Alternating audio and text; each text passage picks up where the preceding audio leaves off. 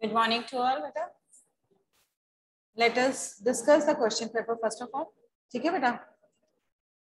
No doubt 50 questions were there and this is the sample paper, one type of sample paper. In the same way, coming जितने भी exams होंगे वो इसके according ही होंगे. इसी के बेस पे चाहे वो सेशन वाले क्वेश्चन हो, मैथ की कॉलम हो, जैसे भी हैं वो सारे इसी बेस पर आएंगे या डायग्राम के साथ जो हैं वो आएंगे. यू हैव टू गिव, क्योंकि स्लाइड सा माइन्यूट सा डिफरेंस होता है जो पूरे ही आंसर को. और इसका ड्रॉबैक और बेनिफिट ये है कि करेक्ट है तो फुल मार्क्स हैं, and if it is wrong it means you are losing. Even though there is no negative marking is there, but you can lose and win, or you can get or lose the marks according to your. हाँ जी बच्चे, हाँ नहीं है, हमने first time नहीं देखी है. Same pattern is applying in all the subjects, almost identical है. ठीक है ना. चॉइस का भी फर्स्ट क्वेश्चन था हमारा कि if there are 16 teams playing in a knockout, then how many rounds be there in the tournament and how you will find the rounds. Question ये है कि चलो ये तो क्वेश्चन में थे कि 16 टीम्स हैं, हमने राउंड को फाउंड कैसे करना होता है. What is the way. हाँ, हमें कैसे पता चलेगा कि इस मैच के लिए या इसके लिए कितने राउंड्स होंगे टूर्नामेंट में. What is the procedure for that. जैसे बाय का है एक तरीका, ठीक. हाँ, जहां पर हमने बाय जैसे काउंट करते हैं ना उसके लिए. अब वो तो है कि ऑड और इवन नंबर का, इसमें है हमने राउंड्स देखने हैं. ठीक है. जैसे आपके पास टीम थी 16, 60 teams were there. It means 2 into 2 into 2 into 2, 2 2 जा 4, 4 2 जा 8, 8 2 जा 16, यानी कि 4 राउंड होंगे. तो आपकी ऑप्शंस जो दी हुई थी आपको वो थी 4, 6, 3, 7. You got how many? 4 rounds were there. Okay beta. Now there is a one more question. Types of tournaments आपको बताए गए थे. ये फर्स्ट चैप्टर पे हम डिस्कस कर रहे हैं क्योंकि आज question. Why you people always confuse in types में, और उसके सब पार्ट्स में क्यों कंफ्यूज हो जाते हैं. हमारे पास जो टाइप्स ऑफ टूर्नामेंट्स हैं दैट इज नॉकआउट, लीग, ठीक है बेटा. उसके बाद कॉम्बिनेशन है और उसके बाद चैलेंज है. 4 हमारे पास टाइप हैं. पहला है नॉकआउट, दूसरा है लीग, ठीक है ना, तीसरा है हमारे पास कॉम्बिनेशन और चौथा है हमारे पास चैलेंज. जो नॉकआउट है उसका दूसरा नाम लिमिटेड भी होता है कि जो फर्स्ट जैसे ही गेम खेलते जाओ जो जो जीतता जाएगा वो अगली सीढ़ी पर चढ़ता जाएगा, और जो लूज हो गया वो वहीं पर या बाहर निकल गया. ठीक है ना, यही कह सकते हैं. Now the next name of league is round robin. उसे राउंड रॉबिन के नाम से भी जाना जाता है, और बर्जर सिस्टम के द्वारा इसमें काउंटिंग होती है. नंबर्स की काउंटिंग भी तो करनी है क्योंकि लीग जो है, राउंड रॉबिन जो है वो 2 टाइप के होते हैं, सिंगल और डबल. सिंगल में हर एक टीम हर दूसरी, चाहे वो जीती हुई टीम है चाहे हारी हुई है, उसके साथ उसने एक बार खेलना है. कहाँ पर डबल में उसने, चाहे वो उससे हार रहा है या 2 बार जीत रहा है या जो भी है, डबल एक एक टीम के साथ 2 मैच होते हैं. ठीक है ना बेटा. तो हमने उसके नंबरिंग भी तो नोट करनी होती है. इसके लिए यही होता है number of matches played by the team, number of matches won by the team, number of matches lose by the team, and how many were draw, tie या ड्रॉ हुए. इनके नंबर दिए जाते हैं. जैसे अगर जीतने के 5 रख दो, टाई का 1 नंबर है, हारने के ऑब्वियसली 0 है. तो कितने मैच उसने खेले हैं, उतने मैचों में कितने में जीता है उसका टोटल कर लेंगे, हमें हर टीम के नंबर पता चलेंगे, और इसके थ्रू हम विनर्स को आसानी से ले सकते हैं. अब जो कॉम्बिनेशन है वो फर्दर 4 टाइप का है, जहां पर बच्चे कंफ्यूज कर देते हैं. और जब भी पूछा जाता है टाइप्स ऑफ टूर्नामेंट, उसमें अगर याद रह जाए तो नॉकआउट, लीग, और उसके बाद they start doing the combination के ही अगले पार्ट लिख देते हैं. कॉम्बिनेशन के 4 पार्ट्स हैं बेटा. ठीक है ना। Knockout cum knockout, knockout cum league, league cum league, league cum knockout. जो डोमिनेट कर रहा है उसको बाद में, जिसने करना है वो पहले, जिसको कर रहा है वो बाद में। अगर लीग कम लीग है, नेक्स्ट लीग कम नॉकआउट। इसमें क्या होगा, जो मैचेस के ग्रुप्स हैं उनका पहला मैच लीग में होगा, उसके बाद जीते हुए जितनी ग्रुप्स की टीम आएंगी उनका नॉकआउट सिस्टम में हो जाएगा। ठीक है ना। इस तरीके से ये 4। और चैलेंजेस मैचेस जो होते हैं बेटे, इसमें वैसे तो 3 फॉर्म है, लेकिन उसमें से पिरामिड या लैडर जो है ये बहुत ज्यादा फेमस, और सबसे ज्यादा फेमस है लैडर। लैडर, और ये नॉर्मली जो है वो इंडिविजुअल मैचेस पे ज्यादा स्ट्रेस देते हैं जो चैलेंजेस होते हैं। रीजन बीइंग कि लैडर, जैसे लैडर में एक एक स्टेप हम रख के ऊपर चढ़ते हैं, सीढ़ियों पर ऐसे करते हैं ना, एक स्टेप एक step. In the same way क्या होता है, अगर मान लो बी टीम जो है, that means on the from the top second team है, और ई टीम जो है, ई वाला बंदा कह रहा है कि मैं बेटर हूं बी से, मुझे नहीं पता लेकिन मैं इससे बेटर हूं, लेकिन मुझे लगता है कुछ प्रॉब्लम हुई है तभी मेरा ई में आया, तो वो डायरेक्ट बी से फाइट नहीं करेगा, उसे स्टेप वाइज आगे चलना पड़ेगा। ई को पहले डी से लड़ाई करनी पड़ेगी। अगर वो जीत जाता है तो वो डी की जगह पे आ जाएगा, और डी जो है वो ई की जगह पे आ जाएगा। फिर वो सी से करेगा, अगर वो जीत जाता है, सी से भी जीत जाता है, तो सी नीचे आ जाएगा, ई थर्ड प्लेस पे चला जाएगा। लेकिन इस नेक्स्ट जो है बी से, जिस पे उसने चैलेंज किया, जिसको चैलेंज किया, अगर मैच जीत जाता है तो वो बी की पोजीशन लेगा, नहीं तो नहीं ले सकता। ठीक है, ये चैलेंज में स्टेप वाइज मैचेस होते हैं। सेकंड क्वेश्चन यही था, league cum knockout is a part of which tournament, combination का पार्ट है, क्योंकि मैंने अभी बताया है 4 इसके टाइप्स होते हैं, knockout cum knockout, knockout cum league, league cum league and league cum knockout. तो ये जो है ये कॉम्बिनेशन का पार्ट है। How many byes are awarded in a league tournament when 8 teams are participating in it?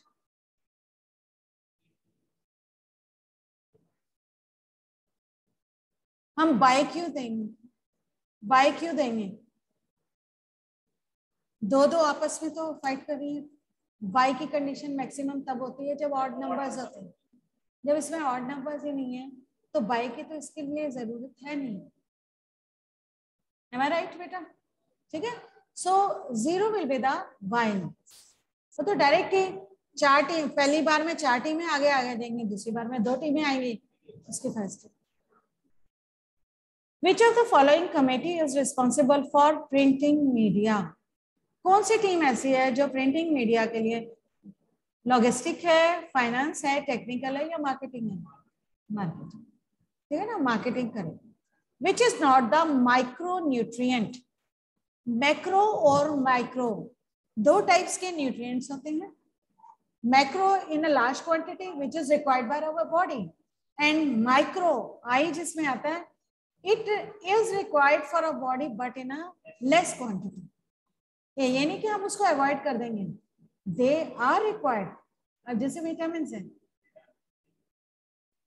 Minerals है, ये सारी चीजें हमें चाहिए हैं, लेकिन इनकी मात्रा मेजर में आते हैं फैट्स, प्रोटीन्स, कार्बोहाइड्रेट्स, ठीक है ना, कार्ब जिसको आप शॉर्ट फॉर्म में आजकल चलिए।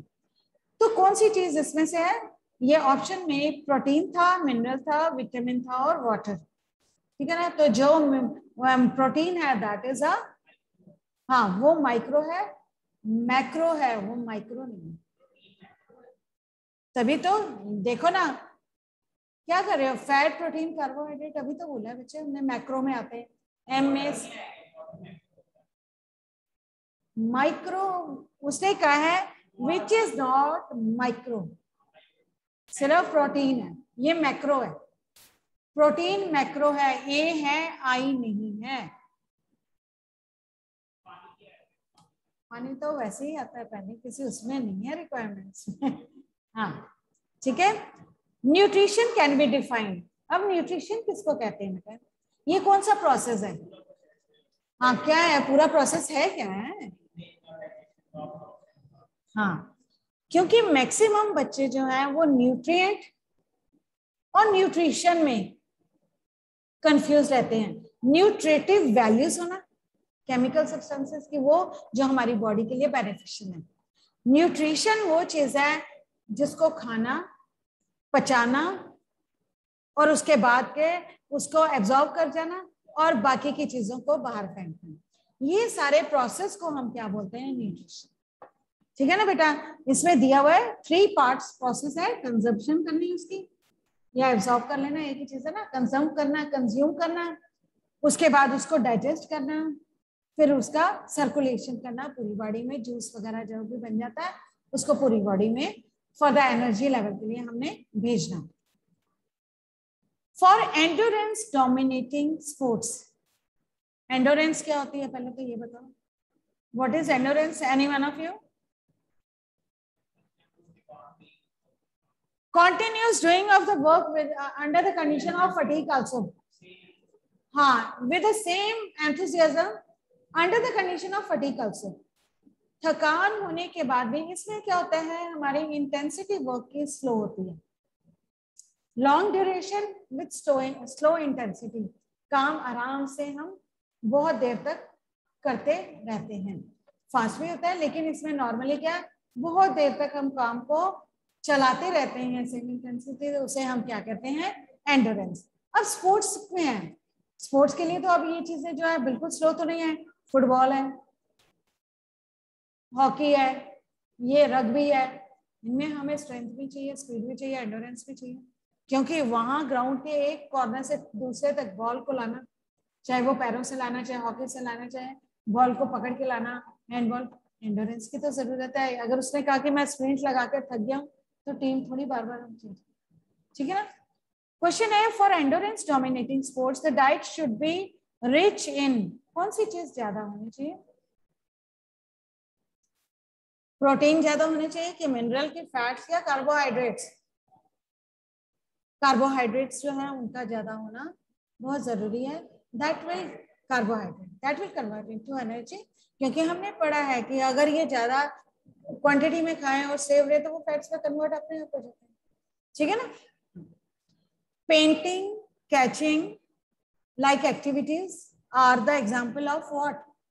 पेंटिंग करना, लिखना, कैलीग्राफी या और छोटी बारीक बारीक जो एक्टिविटीज करते हैं वो किस उसमें आती हैं? हाँ, ये छोटे सा, ये किसके अंदर है? हाँ, इसमें है ग्रॉस मोटर स्किल्स है, ये फाइन मोटर स्किल्स हैं, सेंसरी स्किल्स हैं, या बोन्स एंड मसल्स की डेवलपमेंट। बिग मसल्स में हम किसी चीज को होल्ड करते हैं, मैंने, हाँ ग्रॉस, जैसे हमने स्टार्टिंग में मैंने तुम्हें बताया था कि जो छोटे बच्चे होते हैं उनकी अभी इतनी नहीं होती, उन्हें कोई भी चीज दोगे, whether if you will give a pen also they try to hold like this, they will never catch it। अगर हम छोटे बच्चों को देते हैं ना, जिसे समझ नहीं, उसने पेन को भी पकड़ के ऐसे ही करना है, उसको बॉल देंगे, जजमेंट या नहीं, उसने छोटी सी बॉल के लिए भी इसी तरीके से करना है, यानी कि, और जब फाइन में हो तो हमें पता है कि मेरी होल्डिंग कैसे रहेगी, मैंने कैसे आपको निकालना है, मैंने पूरा नहीं हाथ लाना है, मैंने किससे निकालना है, मैंने पेंट करना है तो मेरी यूज किससे है, मैंने पेन से राइटिंग करनी है तो मुझे सिर्फ इसकी रिक्वायरमेंट है, स्किल्स है, ये आती हैं फाइन स्किल्स के अंदर। डिफरेंस भी और क्लैरिटी भी हो गई कि ये क्या चीज है। During adolescent in which you people are running, during adolescence the behavior of a person is influenced by, किसके द्वारा ज्यादा असर किसका ज्यादा होता है? मित्रों का, सोसाइटी नहीं, मित्रों का, पीर pressure, same group same thinking same way, पीर प्रेशर उसको बोलते हैं, या पीर ग्रुप उसको बोलते हैं, सेम एज के सेम वे की लॉ थिंकिंग जो होती है, वर्किंग एक्टिविटीज होती है, वो पीर प्रेशर। उसके पास बाइक है तो मैं क्यों ना लूं? पीयर ग्रुप है, सोसाइटी है, फैमिली है एंड स्कूल है। सोसाइटी तूने बोला ही पहला वर्ड है, उससे पता चल गया था। सोसाइटी में बेटे all age group people comes, गली में हो छोटे बच्चे से भी तेरी दोस्ती हो सकती है, बड़े अंकल जो थोड़े से बड़े भी होंगे वो भी अगर खेल रहे हैं तो यू विल, या तुम्हारे टेस्ट की बात वो कर रहे हैं तो you will incline towards that, या ज्यादा। पीर प्रेशर होता है सेम एज ग्रुप के सेम वे और थिंकिंग, जब हमारी सेम चीजें आती हैं तभी उसको बोलते हैं पीर प्रेशर। बच्चे, छोटे बच्चे की ट्राईसाइकिल देखे तो तुम बोलोगे नहीं कि मैंने ट्राईसाइकिल लेनी, लेकिन अपनी एज के जब बाइक देखोगे उसमें भी मैंने एनफील्ड ही लेनी है या कार ये लेनी, ये क्या है, या उसका फैशन ऐसा है, I have to adopt this, ये चीजें क्या है, ये पीर प्रेशर के अंदर। ठीक है। The next is motor development. Means motor development किसके अंदर है? इसके अंदर है लाइफस्टाइल चेंज, मैच्योरिटी है, development of bones, muscles and other ability, and small muscles development है। हार्ट मोटर के अंदर आता है बोन्स, मसल्स, जॉइंट्स वगैरह और बाकी चीजें जो काम करने में हेल्पफुल है। ठीक है ना, इन एनी एक्टिविटी हम कह सकते हैं। अभी जो मैं हाथ भी हिला रही हूँ ये सारी चीजें भी इसके अंदर ही आएंगी। ठीक है ना। देन कॉजेज ऑफ अनीमिया, हमें सबको पता है, बचपन से हम पढ़ते आ रहे हैं, तो इसे अनीमिया है। घर में जिसे नहीं भी पता होगा कि वो चीज क्या होती है, अनीमिया जल्दी बोल देंगे। वो क्या होता है, किसका, लैक ऑफ किसकी होती है, दैट इज लैक और कमी होती है आयरन की, अनीमिया। ठीक है ना, अनीमिया है, कैल्शियम है, फास्फोरस है, कॉपर है या आयरन। ठीक है। What is the height of the box used by boys Harvard test में? अब हार्वर्ड टेस्ट होता है किसके लिए, पहले तो ये है क्वेश्चन है, किसके लिए बेटा, किसके लिए होता है? नहीं, किस चीज के लिए होता है? ये तो मैंने बोला कि बॉयज के लिए उसका इक्विपमेंट जो है वो कितने, उसके बारे में पूछे। टेस्ट तो हर एक के लिए है, बड़े के लिए, छोटे के लिए, लड़कियों के लिए, लड़कों के लिए, मेल फीमेल जो में भी। ये है किस चीज को चेक करने के लिए है, to measure what? Yes, cardiovascular respiratory के लिए जो है वो हम करते हैं, स्टेप्स के अप एंड डाउन करना, फास्ट चलना। ठीक है ना। अब बॉयज, इसमें जो बॉक्स होता है जिसमें स्टेपिंग्स करनी है, बॉयज का कितने इंचेस का, गर्ल्स का कितने इंचेस का, थोड़ा बहुत आइडिया है बेटा? हाँ, अंदाजा ही लगा होगा, 16, 18, 22, 20 का है वैसे तो। 20 है लड़कों का, लड़कियों का 16 होता है। ठीक है। Partial curl up test is used for, पहले वो होता कौन सा है? ठीक है, ये किस लिए होता है, किस चीज की मेजरमेंट के लिए? Come on, cardiovascular and you are relating, अपने आप करके देख कहां पे प्रेशर पड़ेगा, जो अभी बता रहे हो मुझे एक्टिविटी करनी है आपने। और प्रेशर किस पे सबसे ज्यादा पड़ेगा? ये तो लेग स्ट्रेट है, abdomen, to measure the abdominal strength of a person. क्योंकि ये प्रेशर कहां पे डालेगा, कईयों का तो सिर ही नहीं ऊपर होता, उसको धीरे धीरे फ्लेक्सिबिलिटी बढ़ाने के लिए वो करता है, सबसे ज्यादा प्रेशर तो उसके एब्डोमेन में ही पड़ता है ना, स्ट्रेंथ उसकी को मजबूत करने के लिए। In motor fitness test agility is measure by what? Agility होता क्या है?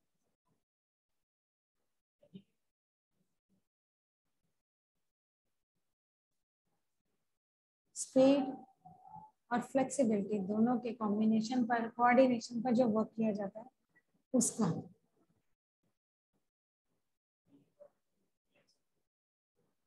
ठीक है। अब आपको यहाँ पे जर्मन या शटल रेस करवाते हैं ना, क्या होती है शटल रेस?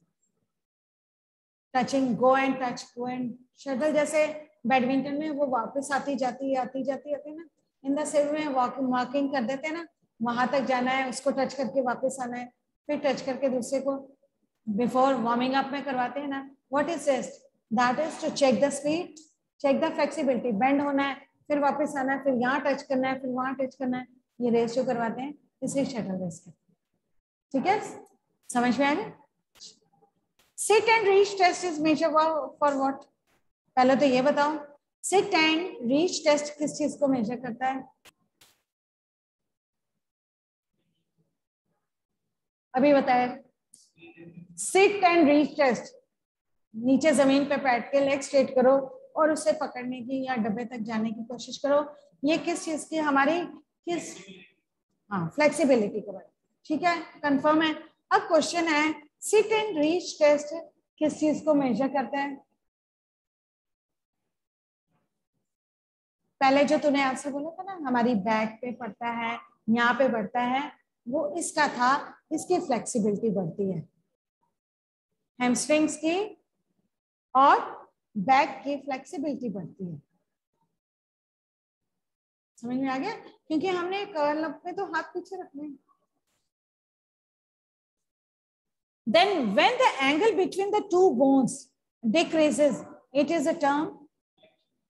इसका क्या मतलब, कैसे है एग्जाम्पल है, बताओ। जॉइंट के बीच में जैसे ये है, हमेशा बेंड तो वहीं से होगा ना जहां जॉइंट है, जहां जॉइंट नहीं है वहां बेंड नहीं होगा। एल्बो से यहाँ क्लोज हो गया, यानी कि एक्यूट एंगल जहां पे बन गया वो फ्लेक्शन है। 180 डिग्री या एक्सटेंड हो गया, एक्सटेंड का मतलब तो हमें पता ही है, एक्सटेंशन जिस चीज की बढ़ जाती है लंबाई उसको एक्सटेंड बोलते हैं। किसी भी चीज को लर्न करने के लिए थोड़ा सा, नहीं तो बच्चों ने इसी में कंफ्यूजन बहुत की है, एक्यूट एंड 180 डिग्री, ठीक है ना, ऑब्ट्यूज, हाँ हाँ, extend. It is difficult to walk on a wet floor, why? अब फ्रिक्शन क्या है? अपोजिंग फोर्स, स्पीड की या हमारी स्टेबिलिटी को खराब करने में वो हेल्पफुल है, लेकिन इसके दोनों ही बेनिफिट है।